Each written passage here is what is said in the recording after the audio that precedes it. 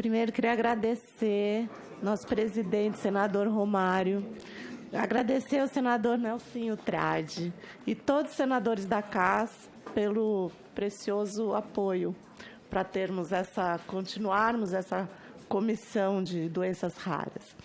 É uma honra contar com todo o empenho em prol de doenças raras que engrandece o nosso país, E o mais importante, traz muita esperança e perspectiva para as famílias, que eu acho que é uma das coisas que a gente mais precisa.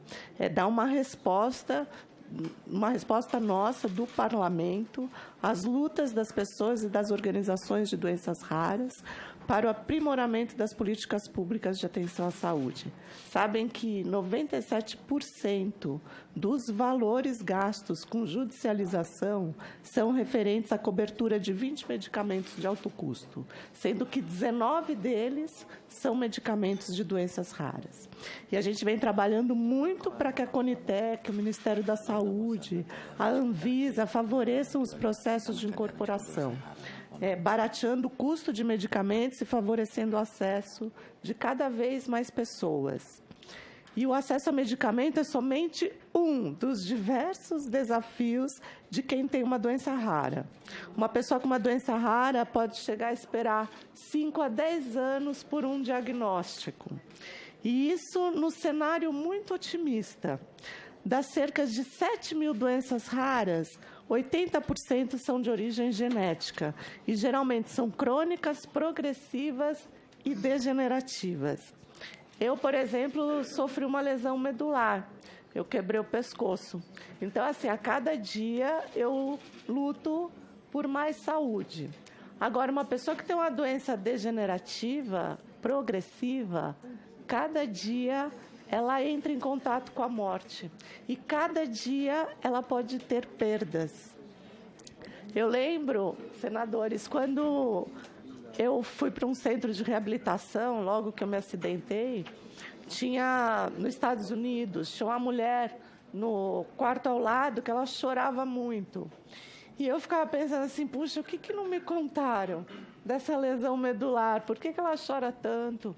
E a enfermeira falou assim que ela chorava porque ela tinha medo de morrer, porque ela estava caminhando para a morte.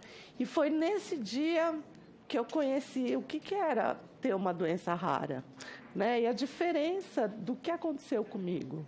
E que eu resolvi, desde então, me dedicar a essas pessoas que têm que lutar diariamente contra a degeneração. E, assim, a gente tem que investir na busca de meios para facilitar diagnóstico, o acesso aos tratamentos, mas pensar na ampliação do teste do pezinho, porque o SUS detecta 6 doenças, mas na rede privada de saúde, a gente já consegue detectar 50 doenças.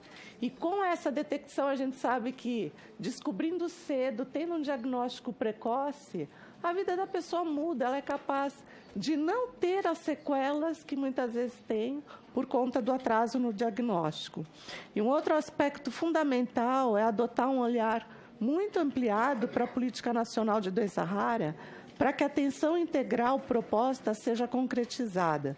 Então, a gente tem que pensar nos profissionais de saúde, nos serviços que ampliam o olhar e pensar que o Brasil é uma responsabilidade nossa. Eu falo assim, eu não quero acabar minha vida parlamentar sem deixar para o Brasil uma política de cuidados. E eu digo assim, puxa, eu tive uma lesão muito severa, mas eu consegui chegar até aqui porque eu posso ter um cuidador. Simplesmente por causa disso, que eu tenho a possibilidade de ter alguém que se mexa por mim. E hoje o Brasil não tem política de cuidados. E quantos são os nossos idosos? As pessoas com doenças crônicas, graves, raras, pessoas com deficiências severas, aquelas mães que têm filhos com deficiência intelectual. Vocês imaginam se a gente tem uma política de cuidados no Brasil? Ela não vai mais ficar com aquela aflição no coração, que um dia ela vai morrer, o filho vai ficar e não tem quem cuide. Então, assim, é urgente, eu acho que a gente ter essa comissão voltada a raras, pensar na política de cuidados, né, para que elas sejam efetivas. E a Lei Brasileira de Inclusão, ela já traz hoje uma macrodiretriz que é para a gente fazer política interdisciplinar, né, e multidisciplinar. A gente precisa de tudo isso para conseguir avançar nas doenças raras. E aqui eu reassumo o meu compromisso com as pessoas com doenças raras.